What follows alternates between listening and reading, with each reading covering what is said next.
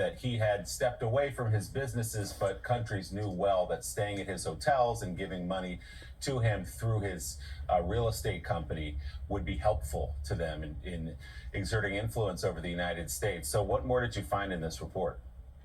Right, good morning. And look, it's important to realize first that this is an enormous grift.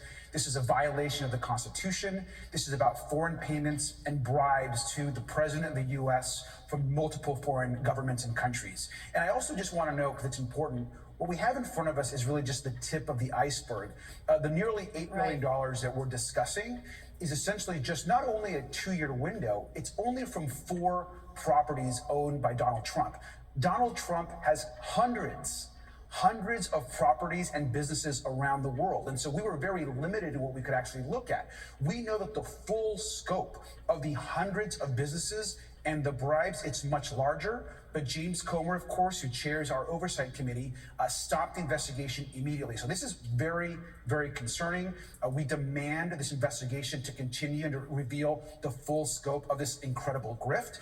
And the amount of money is not just coming from these 20 governments.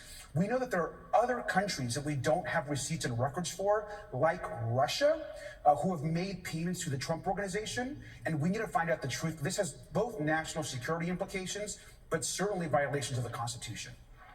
So, Congressman, you can anticipate, and I know you haven't heard yet from Donald Trump himself or from the campaign, we can expect a Truth Social post at any moment, I expect, but that he would say he stepped away from his businesses, that his sons were running the businesses at the time, and therefore somehow this was okay, that we know he didn't fully divest, we know he never fully steps away from his businesses, but what do you say to that argument that it was in fact his children, his adult children, who were running the businesses while he was president?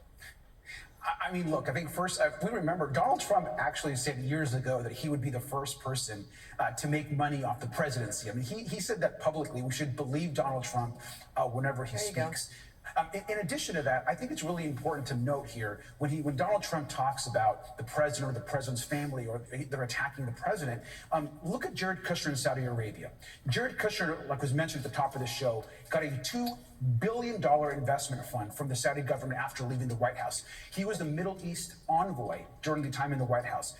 Rex Tillerson, the Secretary of State, Trump's first Secretary of State, opposed that and opposed Jared Kushner. Jared Kushner puts together a $110 billion arms deal with Saudi Arabia. And Saudi Arabia at the same time is spending hundreds of thousands of dollars that we have records for, because I'm sure it's a lot more than that, on Trump properties here in D.C. and other places. And so this is clearly a major grift, but most importantly, it's a violation of the Constitution. And so Republicans need to do the right thing here. We need to get all the records and information and hold Donald Trump and his family accountable.